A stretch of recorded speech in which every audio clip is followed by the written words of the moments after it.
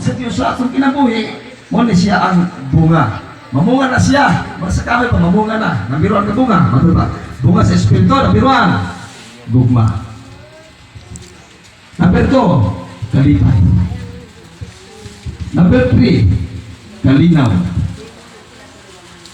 Number 4, pailok. Number 5, pagkamapamulong.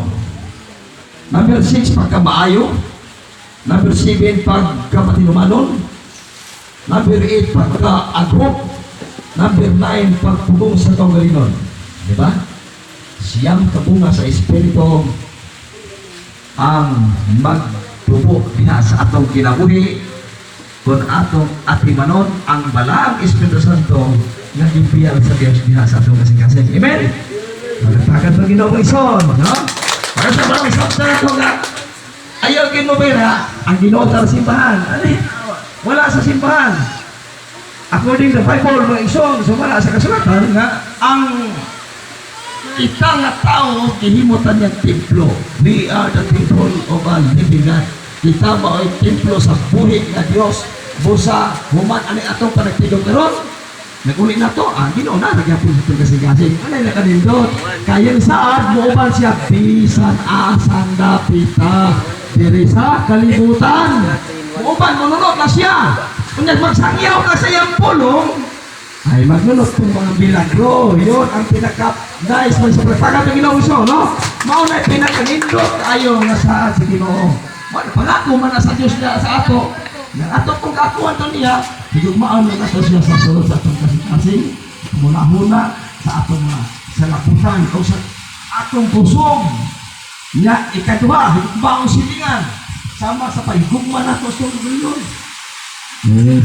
Nya napagisugo na igugma ang kaway na magisuda sa igugma sa kaway kay ang pagpuasa dili lang para sa baguhan kundi alang usab kanato nga mga katihanan.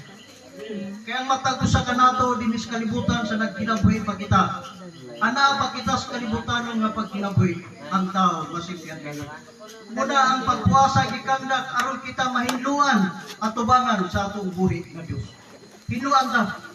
Ang mahinlo kanato dili tao kung dili si Kristo ang mahinlo kanato pinaagi sa atong pagpuasa. Nining kagabion karon ng pulong sa Dios kay kining duha ra man ka topic ang gihatag sa Ginoo. Ako sining basahon ang sa Roma 6.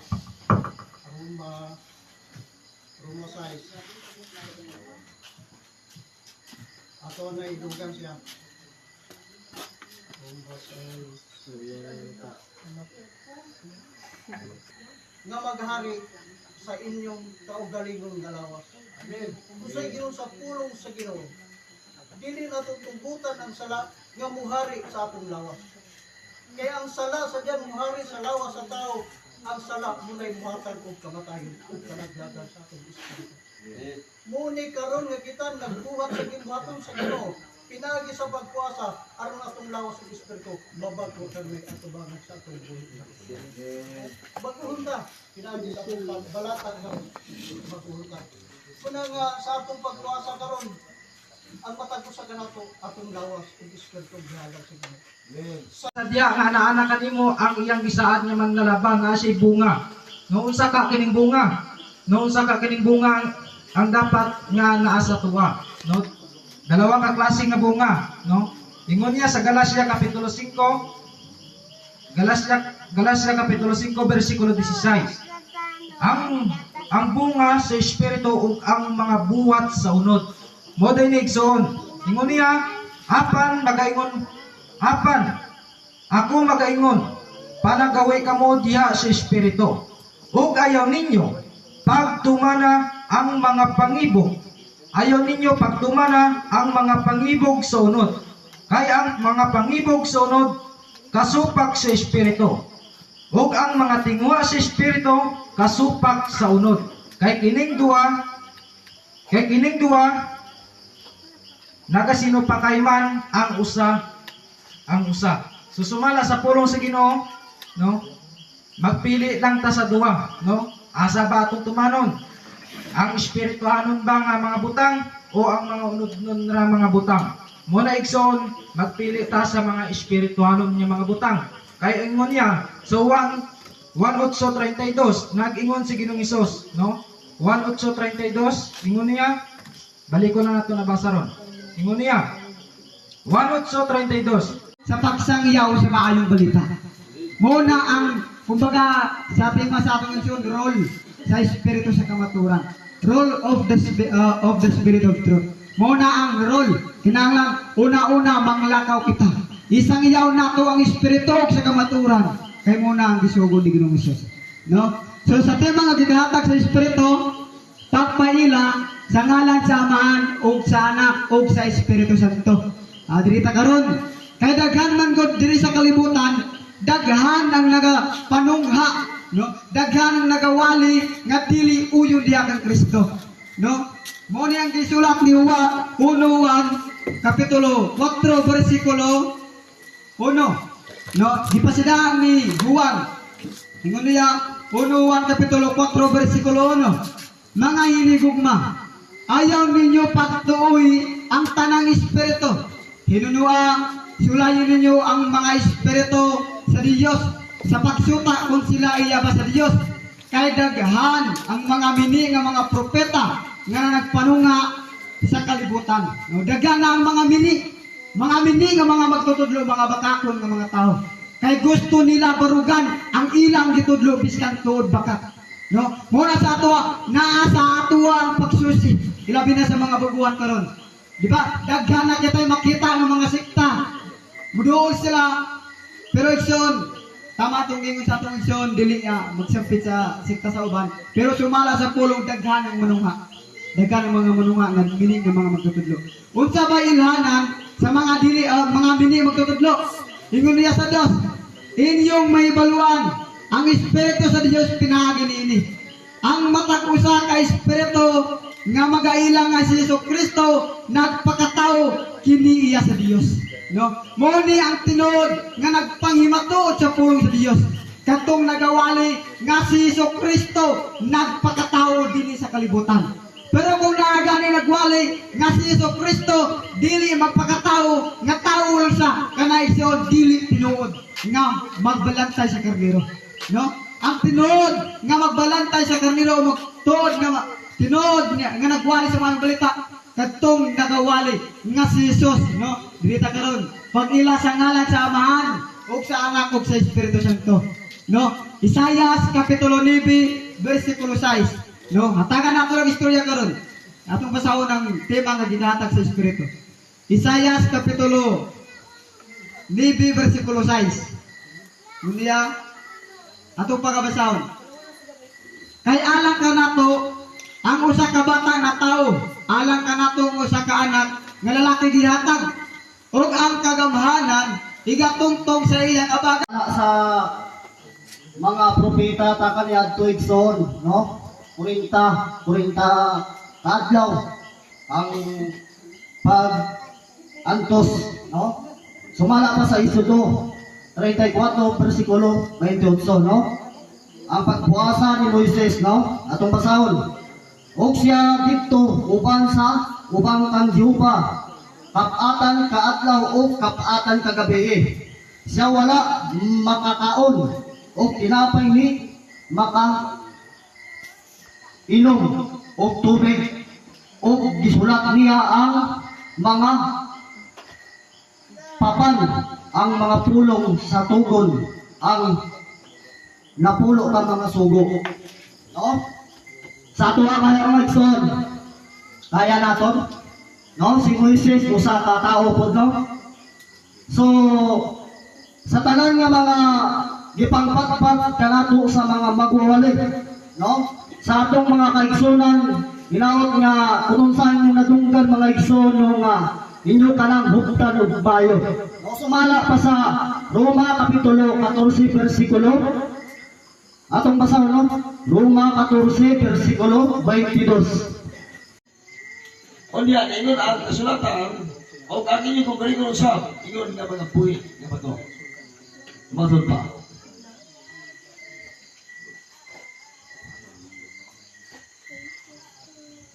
Pato pa sa versikulo 5, ingon nga mga puwi, nga ba ito? Ipahimo ninyong espirituhanon palay, nga mahimong balaan nga pagkasaserdote alang sa paghalad o espirituhan ng paghalad. Nga pagkalimutan sa Dios pinagi kang Kristo. Sa Biblia, yung sa Diyos kasulatan, ang atong paglingon. Usap. Ingon nga mga buhi nga bato. Ang atong paglingon, matod pa, ingon nga mga buhi nga bato. Sumala sa kasulatan ng Biblia, ipahimo ninyong espirituhan ng gulay. Atong kaugalingon, ang inyong gulingon, ipahimo na espirituhan ng balay. Matod pa sa Biblia, na ang bulaton. So, mga igsoon ko na sa Ginoo, ang hangyo pila pa atong pagkuhay karon. Pila itong pagkuha sa inyong kuan na malista, pila itong pagkuhay na to. Aton nga kaugalingon diya sa atubang sa Ginoo nga aton pagsimba. No dapat ihalad na naton ang aton kuno nga espirituhanon nga pagsimba. Ingon niya, so aduna daigson sa gingon din nga aduna day espirituhanon nga pagsimba. Ingon niya, ngano na kaingon man sa tinga aduna espirituhanon nga pagsimba. Ingon niya diri sa 1:16 nga gibasa nato kagayna. Tultulon ta dire, no? Ingon niya sa 1:16, tultulon ta. Diha nga ang inyong anak makatuman sa inyong gisugo, di ba? Tinuod na dili. No, tinuod na siya mga igsoon, bisag dili ko amahan pero bataan ko na. Kaya nga naman, bisan ako wala pa'y anak pero sama ra gyapon nga amahan ako tiguang naman, no? Wala pa'y anak. Sumuna siya mga igsoon. Ang atong amahan kamausap ko hatag sa ginatawag nga mga gasa, regalo, ang pinaka nindot pagidiha mga igsoon nga kumbaga atong imaginon, no? Nga diri sa kalibutan hatagan ta sa atong amahan sa regalo para sa inyong mga anak, no? Kamong mga anak labi na sa mga batanon karon, di ba? Kung matuman ninyo ang gisugo sa inyong amahan, mag-ingon ninyo ang amahan niya, sige na, lakaw sa dito. Itumana akong gisugo nimo kay inig apot nimo, balik nimo, tagaan ti kag bike, no? So dili ka malipay anak. Di ba malipay kay ikaw dong? Halimbawa, sugo kasi uman kunya tagaan kag bike. Malipay ka dili. Oh, malipay, di ba? Sumao po na ang atong amahan na sa langit, no? Sa diha nga kita gisugo niya unya kita nagtuman ta sa iyang sugo, naghatag siya o gitawag nga regalo na to. Saan? Ang timbre sa Dios nga isay-isay sa tapi mo, una na itong ginipagbasa ang Episo 1 versikulo 13 hangtod sa 4.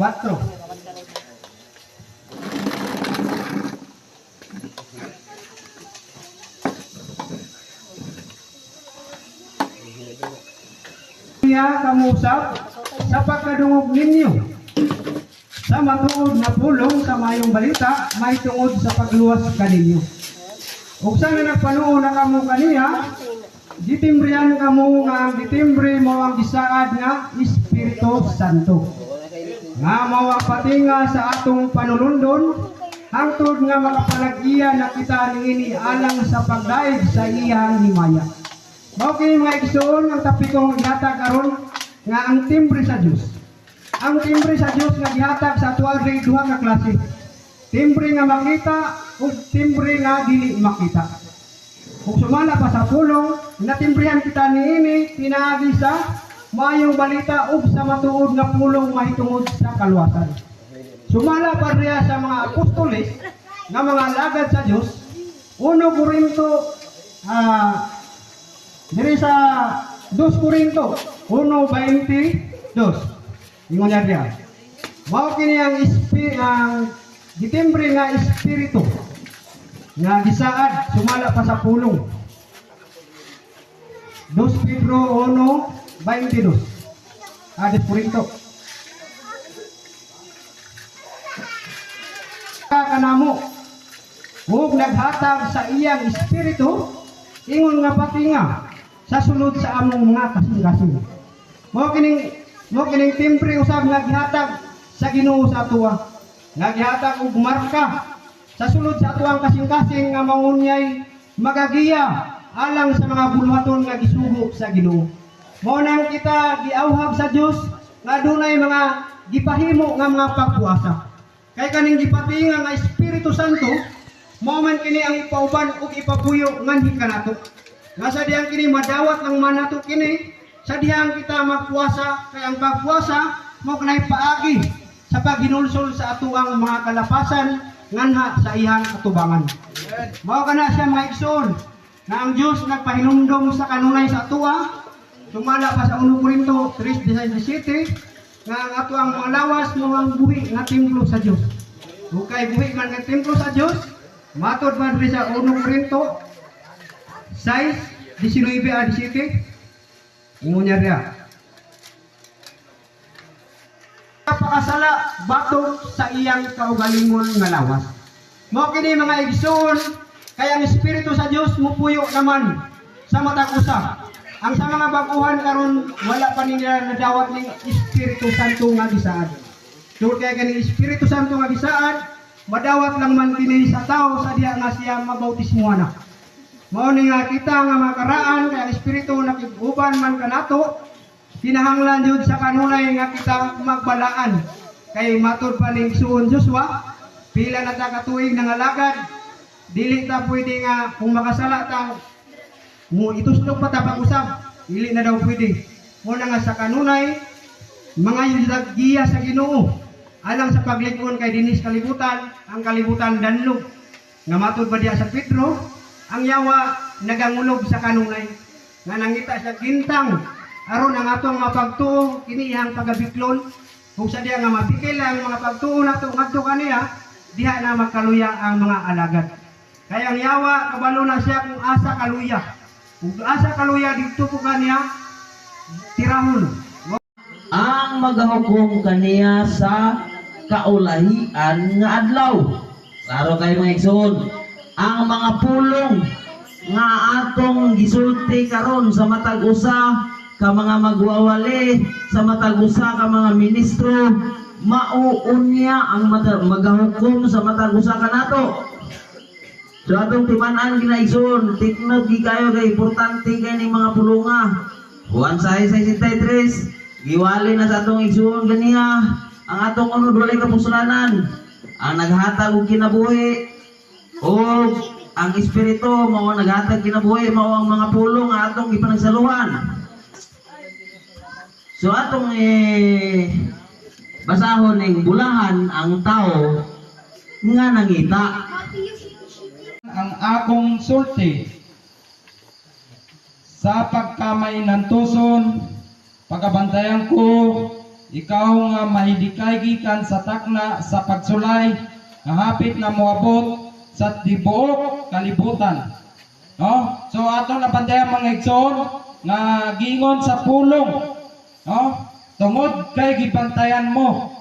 No? Unsay gingon niya, tungod kay gibantayan mo, man ang akong sulti, pagkamay ng tuson, pagabantayan ko ikaw, nga may dikay gikan sa takna sa pagsulay, nga hapit na moabot sa tibok kalibutan, sa pagsulay sa mga nagapuyo sa yuta. So aduna day pagsulay dinhi sa yuta nga nagapuyo karon, no? Og atong padayonon ang Jis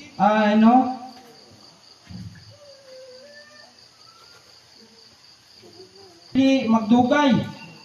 Atong timanan mga igsoon, muana na ako sa dili magdugay, kupti pag-ayo ang imong nabatunan, aron walay makaagaw sa imong turong-turong. No? O ang pagingon ba, bangon dala ang imong higdaan o paglakaw.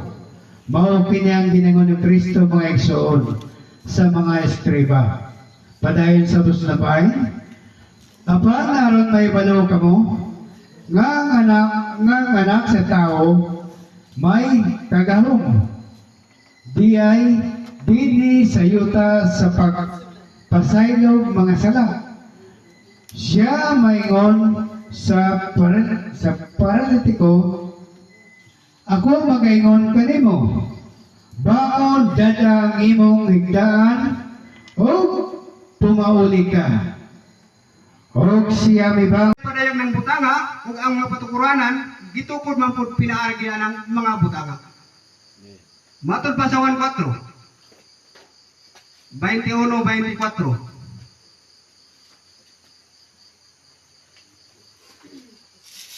Ug si Jesus mingon kaniya, babae tuuhi ako, taliabot ang takna nga kamo magasimba sa amahan, dili lamang dinhira ni ining bukira ni sa Jerusalem.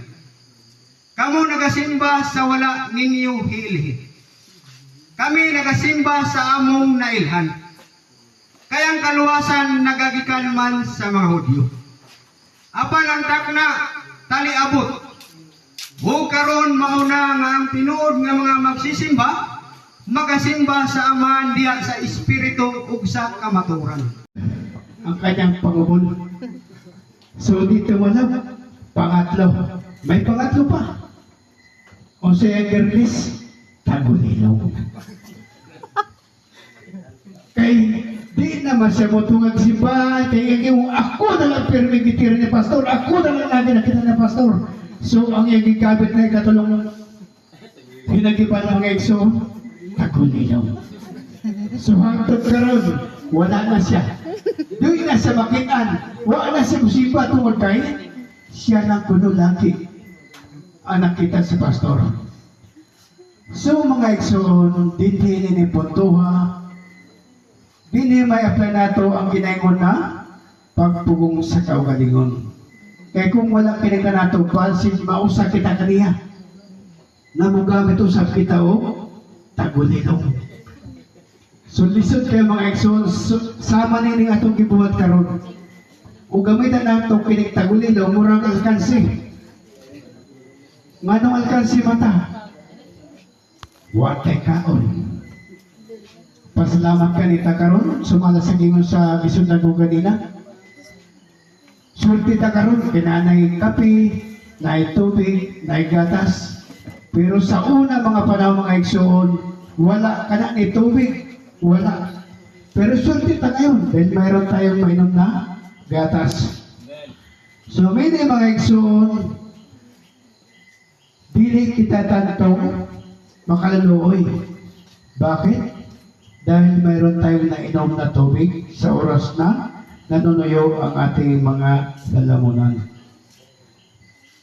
So mga ekson, dadako na po tayo sa topic sa nining kabuntagon. Ato kinagamitan ng Larga Vista kay murag hanap-hanap na. Kay naanaman ko yung duha kabi. Unsa kining duha kabi mga ekson? Buta-buta.